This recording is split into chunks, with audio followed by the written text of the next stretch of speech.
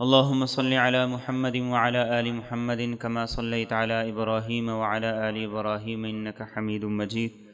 اللهم بارك على محمد وعلى آل محمد كما باركت على إبراهيم وعلى آل إبراهيم إنك حميد مجيد. نبی کریم رؤوف الرحیم صلی اللہ علیہ وآلہ وسلم کا خوبصورت فرمان ہے، انزل الناس منازلہ، جیسے کسی آدمی کا مقام مرتبہ ہو اس کا خیال کیا کرو۔ چنانچہ آپ خود بھی اس بات کا بڑا خیال فرمایا کرتے تھے۔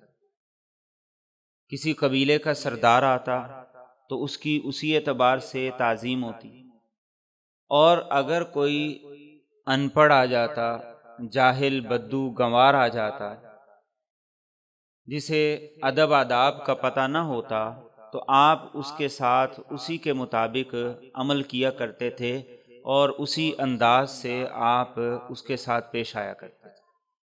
یہ آپ صلی اللہ علیہ وسلم کا طرز عمل ہے، اور انسانی سوچ، فکر، لاجک بھی یہی کہتی ہے کہ ہر آدمی سے ایک جیسا معاملہ نہیں ہونا چاہیے، ہر ایک کو ایک ہی لاٹھی سے نہیں ہانکنا چاہیے۔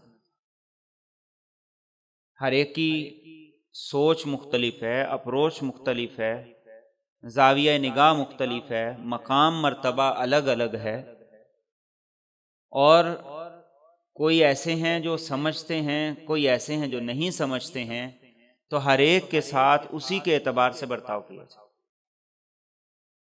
اب آپ صلی اللہ علیہ وسلم کی ذات مبارکہ کا ادب قرآن کریم نے سورہ حجرات کے آغاز میں بتایا، یا ایھا الذین آمنوا لا ترفعوا اصواتکم فوق صوت النبی ولا تجہروا لہ بالقول کجہر بعضکم لبعض۔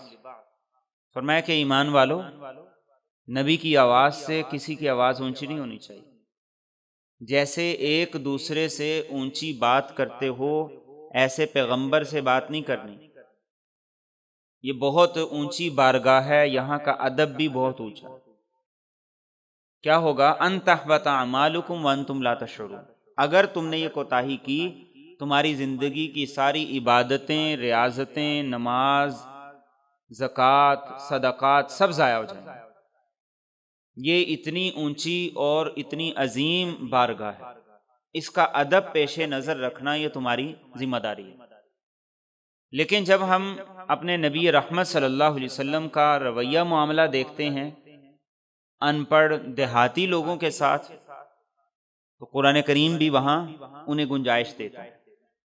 آج کا ہمارا یہی موضوع ہے کہ نبی رحمت صلی اللہ علیہ وسلم دیہاتی، ان پڑھ اور آداب سے ناواقف لوگوں کے ساتھ کیسا برتاؤ کرتے تھے اور کیا آپ کا اس میں سلوک ہوتا تھا۔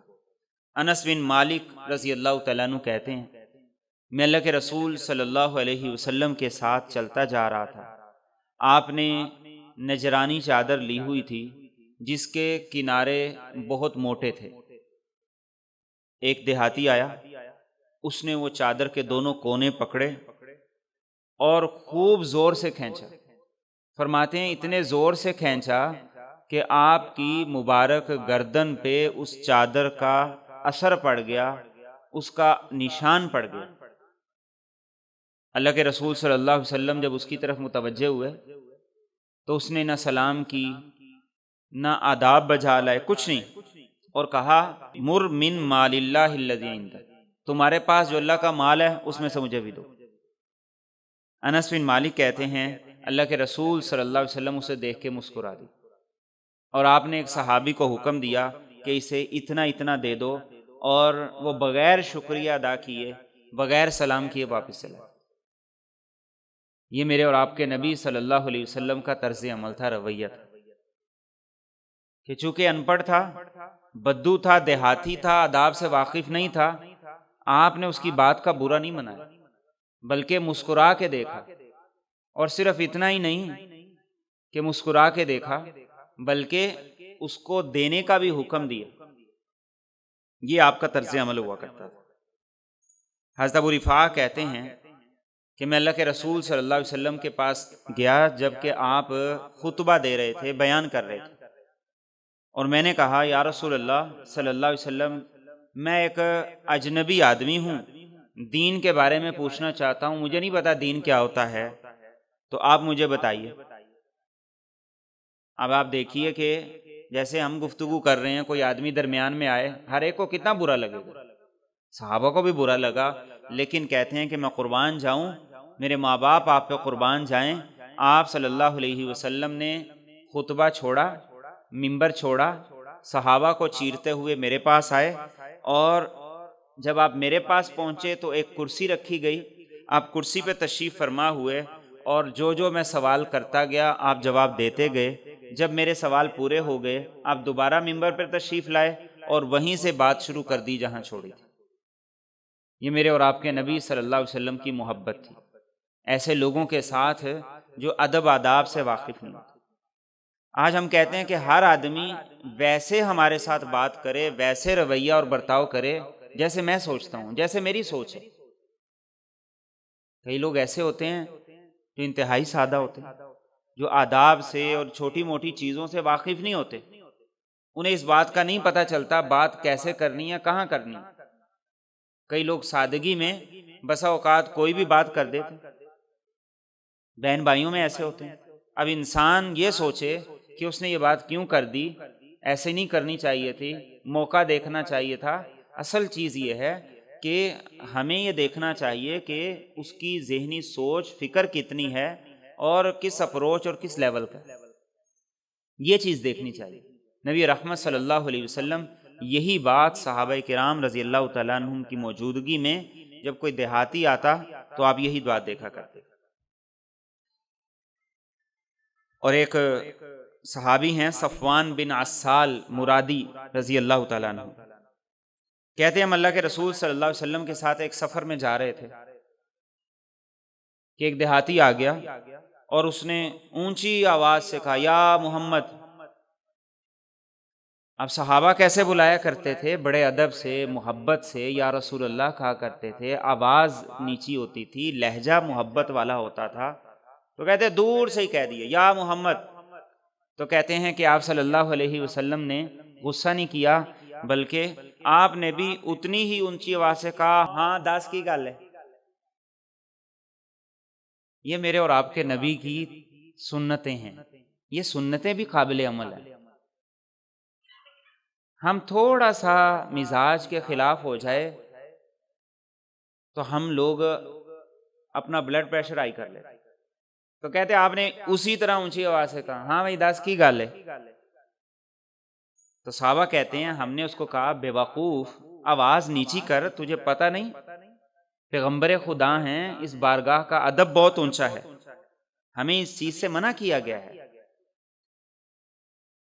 تو وہ دیہاتی تھا، اس نے کہا اللہ دی قسمیں میں ایسا نہیں بول رہا، واللہ لا اغضب۔ صحابہ سمجھا رہے ہیں اور وہ کیا کہہ رہا ہے کہ اللہ کی قسم میں نے نہیں آہستہ بولنا۔ اللہ کے رسول صلی اللہ علیہ وسلم نے صحابہ سے کہا چھوڑ دو، آنے دو۔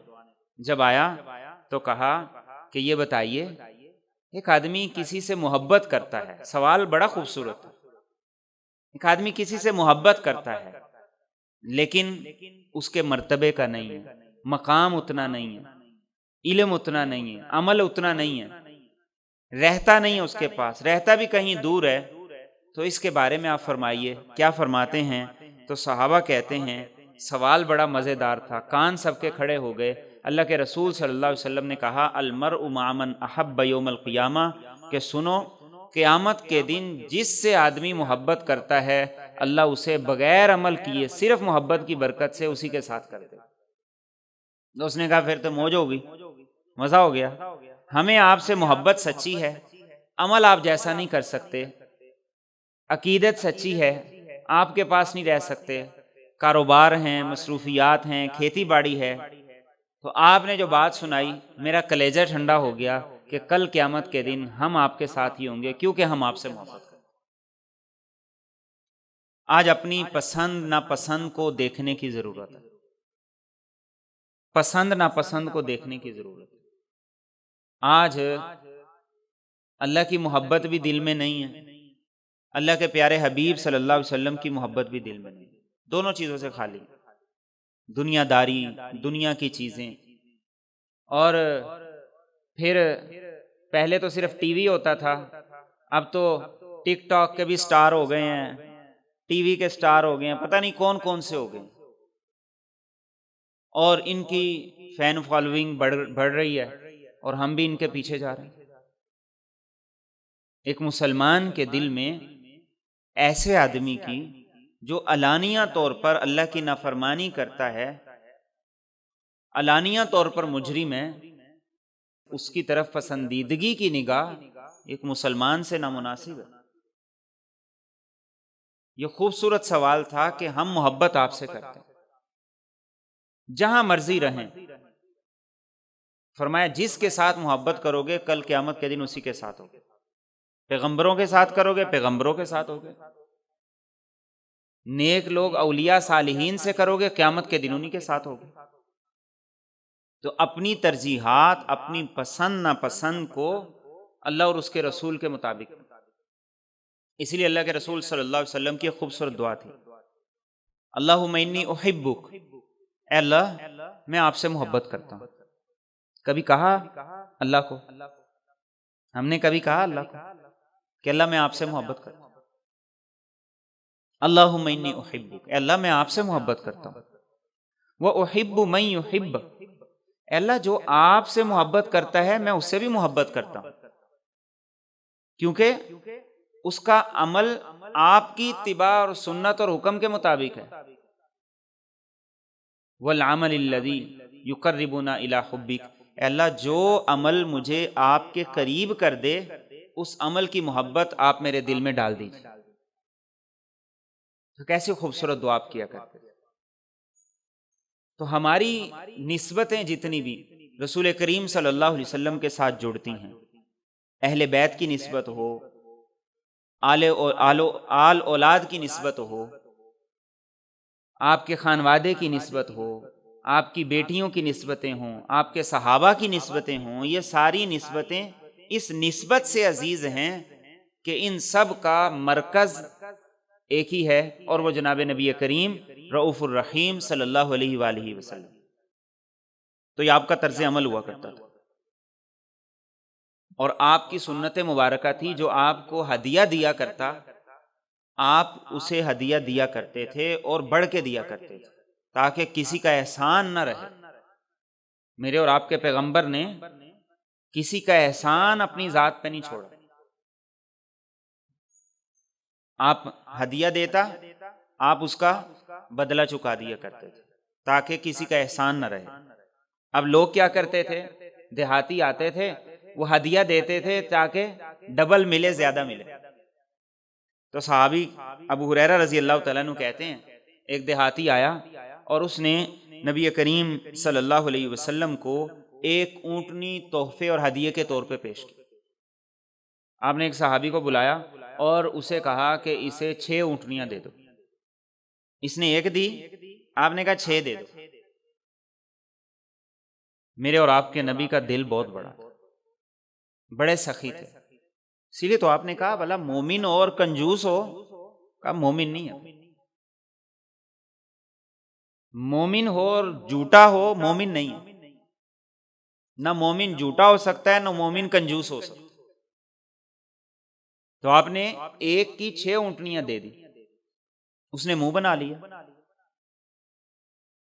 لیا کہ جی مجھے 6 ہی ملی ہیں، زیادہ ملنی چاہیے تھی۔ اللہ کے رسول صلی اللہ علیہ وسلم کو جب یہ بات پہنچی، آپ ممبر پہ تشریف فرما ہوئے، اللہ کی حمد و ثنا بیان کی، اور پھر آپ نے یہ بات صحابہ کو کہی کہ ایک آدمی آتا ہے، وہ مجھے 1 اونٹنی تحفہ دیتا ہے، میں اسے 6 دیتا ہوں، وہ پھر بھی ناراض رہتا ہے۔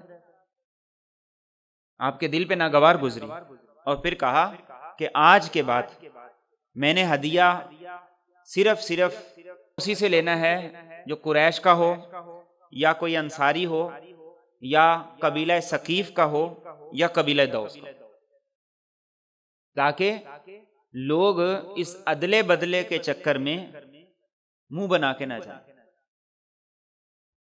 تو یہ میرے اور آپ کے نبی صلی اللہ علیہ وسلم کا طرز عمل ہوتا تھا۔ انس بن مالک کہتے ہیں رضی اللہ تعالیٰ عنہ کہتے ہیں اللہ کے رسول صلی اللہ علیہ وسلم کے دور میں خشک سالی ہو گئی، بڑا عرصہ گزر گیا، بارش نہیں ہوئی۔ یہ حالات، یہ اونچ نیچ، یہ ہر دور میں ہی رہی۔ فرماتے ہیں کہ اللہ کے رسول صلی اللہ علیہ وسلم جمعے کا دن تھا، منبر رسول پہ خطبہ ارشاد فرما رہے تھے۔ ایک دیہاتی مسجد میں انٹر ہوا، داخل ہوا اور کہا یا رسول اللہ ہلک المال وجاع العیال، یا رسول اللہ بکریاں مویشی مر گئے اور گھر والے بھوکے مر گئے، فادعوا اللہ ان یسقینا، تو آپ دعا کریں کہ اللہ بارش اتار دے۔ بارش آئے گی، سبزہ اگے گا، وادیاں بہہ پڑیں گی اور اس سے بہت کچھ ہمیں حاصل ہوگا، ہمارے جانوروں کے لیے اور ہمارے لیے۔ تو اللہ سے دعا کریں کہ اللہ بارش اتارے۔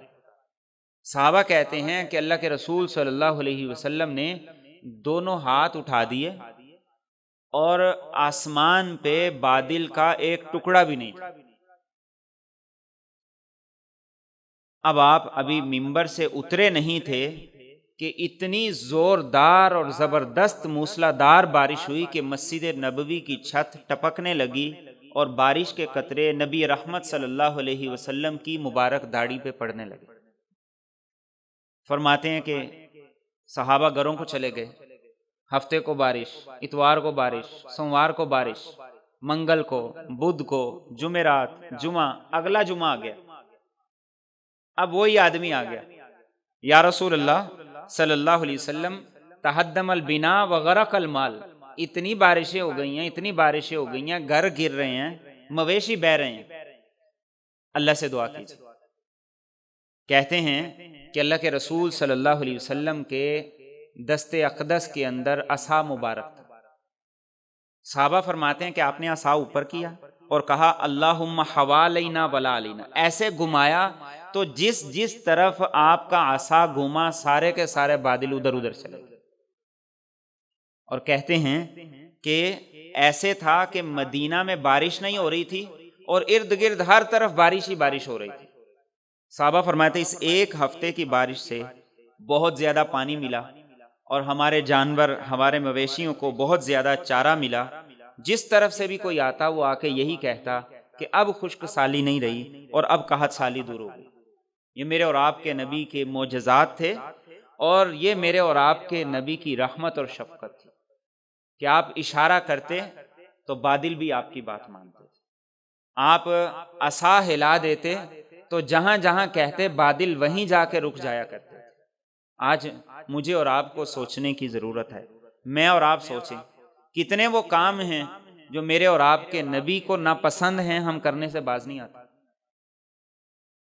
کتنی عادتیں ہیں ہماری جو چھوٹ ہی نہیں رہی۔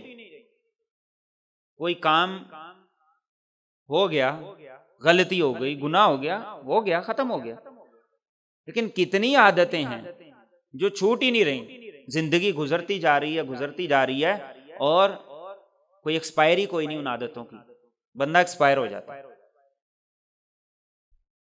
یہاں بادل بھی، شجر و حجر بھی میرے اور آپ کے نبی کے اشارے کو سمجھا کرتے تھے، اور صرف اشارہ نہیں، پیغام کو بھی سمجھا کرتے تھے۔ ایک دیہاتی آیا، کہا یا رسول اللہ صلی اللہ علیہ وسلم آپ پر ایمان تب لاؤں گا کہ جو سامنے درخت کھڑا ہے یہ چیرتا ہوا آ جائے، پھر ایمان لاؤں گا۔ تو اللہ کے رسول صلی اللہ علیہ وسلم نے کہا ٹھیک ہے، ہو جاتا ہے، لیکن کہا کہ اگر میں اس درخت کو وہاں جاؤں، اسے بلاؤں، کہوں جا کے پیغام دوں، تو ہو سکتا ہے کہ تم کہو کہ کوئی جادو ہو گیا۔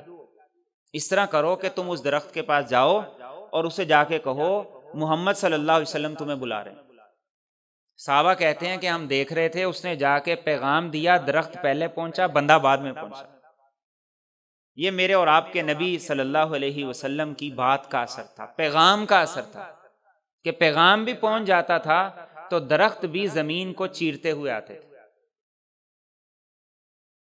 تو اللہ کے رسول صلی اللہ علیہ وسلم نے اس دیہاتی سے کہا ٹھیک ہے اب خوش ہو؟ انہیں کہا نہیں، آپ نے پوچھا اب؟ اس نے کہا یہ درخت جہاں سے آیا واپس جائے گا تو میں مانوں گا۔ تو اللہ کے رسول صلی اللہ علیہ وسلم نے کہا کہ بھائی اس کو پیغام دو کہ محمد صلی اللہ علیہ وسلم کہتے ہیں اپنی جگہ پہ واپس پہنچو۔ تو کہتے ہیں اس نے پیغام دیا اور درخت جہاں سے آیا تھا وہیں جا کے دوبارہ کھڑا ہو گیا۔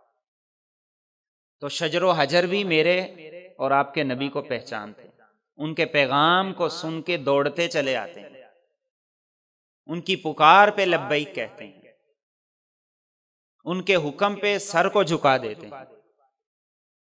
آج مجھے اور آپ کو بطور مسلمان سوچنے کی ضرورت ہے۔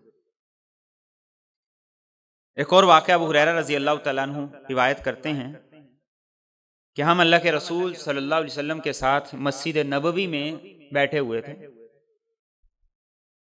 جب آپ بیٹھے ہوتے تھے تو صحابہ بھی بیٹھتے تھے، جب آپ جانے کے لیے اٹھ جاتے تو صحابہ بھی ادب احترام میں کھڑے ہو جایا کرتے تھے۔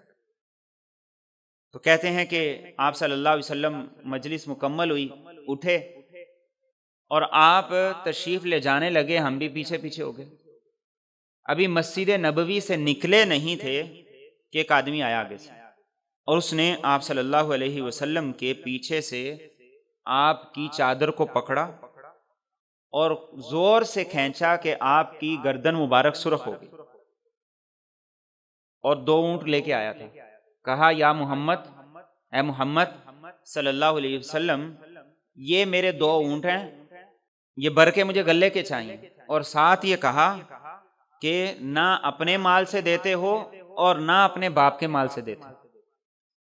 یعنی بات کرنے کا آپ انداز چیک کریں، سٹائل چیک کریں، اور مانگنا بھی ہے تو اکڑ کے۔ تو اللہ کے رسول صلی اللہ علیہ وسلم نے کہا لا واستغفر اللہ، استغفر اللہ، میں اللہ سے استغفار کرتا ہوں، تمہیں دوں گا جتنا کہتے ہو دوں گا، لیکن جو بے ادبی کی ہے پہلے اس کا بدلہ دو، جو بے ادبی کی ہے پہلے اس کا بدلہ دو۔ اس نے کہا لا واللہ لا اقید، اللہ کی قسم میں نے بدلہ کوئی نہیں دینا، اور 2 اونٹ گلے کے لے کے جانے۔ صحابہ کہتے ہیں آپ نے دوسری دفعہ کہا کہ غلہ ملے گا لیکن بدلہ دینا پڑے گا، تم نے میری چادر کھینچی ہے، میری گردن پہ نشان پڑا ہے۔ اس نے دوسری دفعہ قسم کھا کے کہہ دیا میں نے بدلہ نہیں دینا۔ آپ نے تیسری مرتبہ فرمایا، اس نے پھر تیسری دفعہ کہہ دیا۔ صحابہ کہتے ہیں کہ ہم آگے بڑھے، اسے پکڑیں، کوئی سبق سکھائیں، طبیعت صاف کریں، لیکن اللہ کے رسول صلی اللہ علیہ وسلم نے کہا کہ جس نے میری بات سنی، جہاں تک میری آواز گئی ہے، کوئی آدمی اپنی جگہ سے نہ ہلے۔ صحابہ کہتے ہیں ہم اپنی جگہ پہ رک گئے۔ تو اللہ کے رسول صلی اللہ علیہ وسلم نے ایک صحابی کو بلایا اور کہا کہ 1 اونٹ جو کا بھر دو اور 1 اونٹ کھجوروں کا بھر دو اور اسے واپس کر۔ یہ میرے اور آپ کے نبی صلی اللہ علیہ وسلم کی سخاوت۔ آج ہم نے زکوٰۃ بھی دینی ہوتی ہے نا، تو وہ بھی 10 دفعہ سوچتے ہیں کہ اس کو دینی ہے کہ نہیں دینی۔ پھر ضرورت ہے کسی کی تو اس ضرورت کا 100واں حصہ بھی نہیں دینی۔ نتیجہ کیا ہوتا ہے؟ ایک آدمی جس کی ضرورت ایک آدمی سے پوری ہو جاتی، اب وہ 20 لوگوں کے پاس جائے گا، 30 لوگوں کے پاس جائے گا۔ تو میرے اور آپ کے نبی صلی اللہ علیہ وسلم کی سخاوت اتنی زیادہ تھی۔ آپ کے خزانچی ہوتے تھے حضرت بلال رضی اللہ تعالیٰ عنہ۔ اب آپ پیغمبر خدا ہیں اور بلال صحابی ہیں۔ حضرت بلال کہتے ہیں کہ میں کبھی کبھی ہاتھ روکتا تھا کہ حساب کتاب سے دینا ہے، بڑے سوال کرنے والے آتے ہیں، بڑے مانگنے والے آتے ہیں، دور دور سے آتے ہیں، تو حساب کتاب سے چلنا چاہیے۔ تو اللہ کے رسول صلی اللہ علیہ وسلم نے کہا تھا یا بلال انفق انفق علیک، بلال خرچ کرو تم پہ خرچ کیا جائے گا، اور فرمایا کہ عرش والے کی طرف سے کسی قسم کی کمی کا اور خسارے کا گمان بھی تمہارے ذہن میں نہ آئے، خیال بھی نہ آئے۔ یہ آپ نے اپنے خزانچی حضرت بلال رضی اللہ تعالیٰ عنہ۔ تو اس لیے جو آپ کے پاس آتا آپ نے کبھی اسے نہ نہیں کی، نہیں سنتا ہی نہیں مانگنے والا تیرا۔ جس نے آ کے آپ کے پاس سوال کر دیا آپ نے اسے کبھی خالی ہاتھ واپس نہیں کیا، بدتمیزی کی تو برداشت کیا، بدلے کا کہا اس نے نہیں کیا، پھر بھی آپ نے اس کے ساتھ ویسا ہی حسن سلوک کیا۔ آج ہمارے دل چھوٹے ہو گئے، ظرف چھوٹے ہو گئے، ان دلوں کو بڑا کرنے کی ضرورت ہے، اپنے ظرف وسیع کرنے کی ضرورت ہے۔ چھوٹی چھوٹی باتیں دل میں رکھ لیتے ہیں اور مرتے دم تک چھوٹی سی بات کی وجہ سے اس سے جھگڑ لیا، اس سے جھگڑ لیا، اس سے ختم کر دی، اس سے ختم کر دی، آخر جب سب سے ختم کر دینی ہے تو رہنا کس کے ساتھ ہے؟ تو اپنے دلوں کو، اپنے ظرف کو، اپنے حوصلے کو بڑا کریں اور اپنے پیغمبر کی زندگی اور آپ کے اسوہ حسنہ پر عمل کریں۔